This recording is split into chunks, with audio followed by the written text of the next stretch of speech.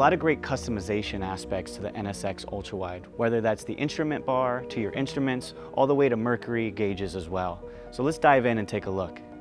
The first piece of customization is your instrument bar. So if you click on your chart or any other app, you open that up and you'll see the side instrument bar here. That gives you a reading of many different options. But what's great about this is if you click and hold on that, you have the option to filter through any of the preset options that they have here, or you can also customize and build this your own. So you can add anything from depth, tide, speed over ground, fuel, anything that's perfect for your outing and your adventure. The other piece of customization is the Instruments app. If you go here and click on the Instruments, you've got preset settings and gauges that are already built in.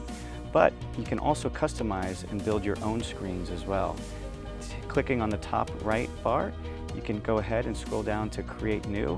And this is a really cool feature where you can actually drag and drop and scale all the relevant information that's most useful for you.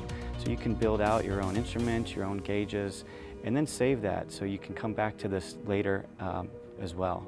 Here you're going to see I'm bringing in some gauges as well, speed over ground at the top, and it's really just customizing based off your needs.